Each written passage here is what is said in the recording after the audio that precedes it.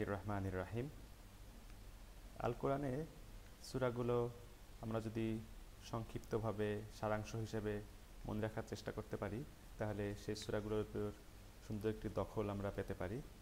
তো সেরকম একটি প্রচেষ্টা, যেমন হচ্ছে আমরা যদি স্ক্রিনের দিকে তাকাই, তাহলে সূরা আল মুতাফফিফিন, এই সূরাটির সারমর্ম করার চেষ্টা করেছি। এই সূরার মোট 36টি আয়াত আছে। মোটামুটি বড় ভাগে 5 ভাগে ভাগ করা যেতে পারে। প্রথম অংশ যেটা রয়েছে আয়াত 1 থেকে 3, সেখানে হচ্ছে যারা হচ্ছে কেনা বেচা বা মাপে কম দেয় তাদের দুর্ভোগের কথা বলা হয়েছে। এরপরের দ্বিতীয় অংশ আমরা দেখতে পারি 7 থেকে 17 নম্বর আয়াত, সেখানে হচ্ছে ওই আদান প্রদানকারী কেনা বেচার সাথে সাথে অন্যান্য যারা সীমালঙ্ঘনকারী রয়েছেন তাদের পরিণতির কথা বলা হয়েছে, অর্থাৎ আখিরাতে তাদের যে খারাপ পরিণতি হবে সেটা তুলে ধরা হয়েছে। এবং এর পরের অংশ, তৃতীয় অংশতে 18 থেকে 28 নম্বর আয়াতে ওই বিষয়গুলি থেকে যারা বেঁচে থাকে তাদের যে ভালো পরিণতি আখিরাতে, সেই বিষয়টি বর্ণনা করা হয়েছে।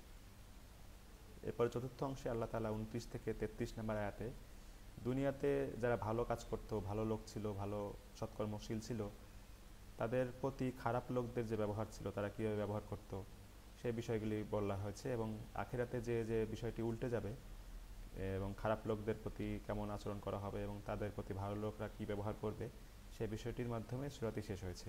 তো এভাবে আমরা যদি কোনো সূরাকে সুন্দরভাবে ভাগ ভাগ করে পড়ার চেষ্টা করতে পারি, তাহলে বিষয়গুলি আরও ভালোভাবে মনে থাকে এবং আমরা সূরাগুলির উপরে আরও দখল করতে পারি, সুন্দরভাবে রাখতে পারি।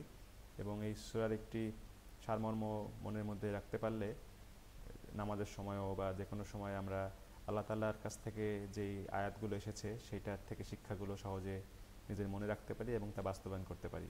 তো আজ এ পর্যন্তই। আসসালামু আলাইকুম ওয়া রাহমাতুল্লাহি ওয়া বারাকাতুহু।